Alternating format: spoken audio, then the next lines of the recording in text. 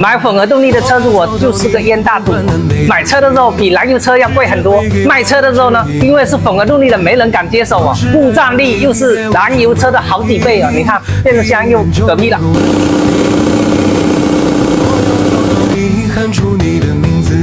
问题找到了哦，看一下，就是这个双质量飞轮的内部哈，整个咬死掉了哦，现在不会动。看一下新的内部的话，它是有一定的雨量哈，有一定的矿量，所以说呢，整个内部咬死了，造成不平衡，